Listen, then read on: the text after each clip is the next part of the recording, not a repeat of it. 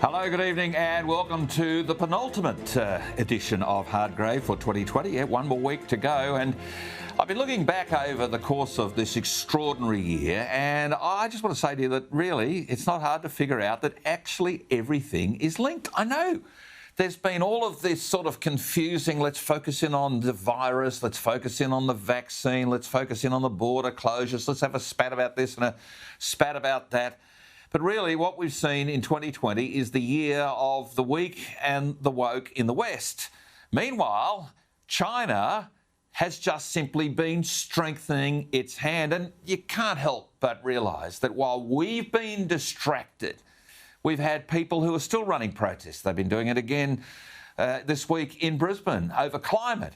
We've had all these causes. We've had people getting and taking a knee at the beginning of football matches, debates over our national anthem, debates over our national day, all these causes, the wokelings, day by day, week by week, they've been trying to destroy our culture, trying to destroy our traditions as a nation, the things that bring us together. They've all been tempted, tested, and torn up in so many ways by so many of their supporters within our own ranks. Meanwhile, China, well, they've just simply been ramping up their attacks. Yes, I'm talking about wine. Yes, I'm talking about lamb. Yes, I'm talking about iron ore, coal, barley.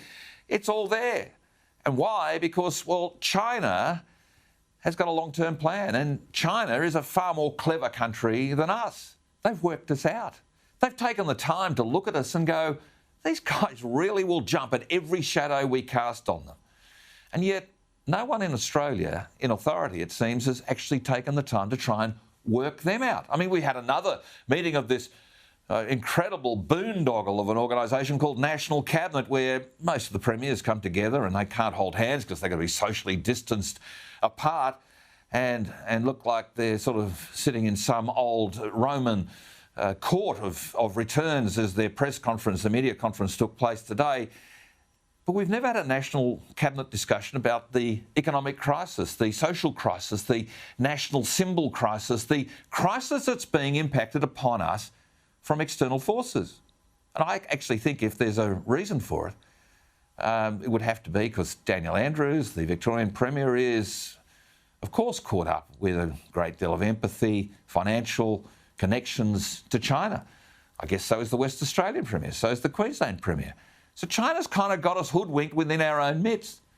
2020 should have been a year which saw the commemoration, the celebration of the 250 years since the arrival of Lieutenant James Cook in the Endeavour at Kurnell and Botany Bay and that great navigation up the east coast of Australia. The whole thing fell short. COVID killed all of that. Well done to China. The footballers, the celebrities, all of these other elites all around the world, all in the Western world, in the UK, in the US, all virtue signalling, all telling us that we must do this and we must do that. They live in this different kind of life, this different kind of world to most of us, and if they really haven't missed a beat in so many ways, flying in on private jets, being able to play their games of football, getting special dispensation to travel across Queensland and New South Wales and Victorian borders and Western Australian borders. But it's happened all around the world, in the US, the UK, Western nations. We have had our freedoms taken from us. Things have been lost.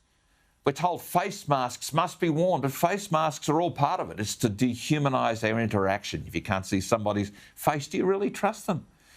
So I suspect now, as we reflect over 2020, a year where we should all take our 2020 calendars out on New Year's Eve and just burn them, hopefully to get some kind of cleansing, safely burn them.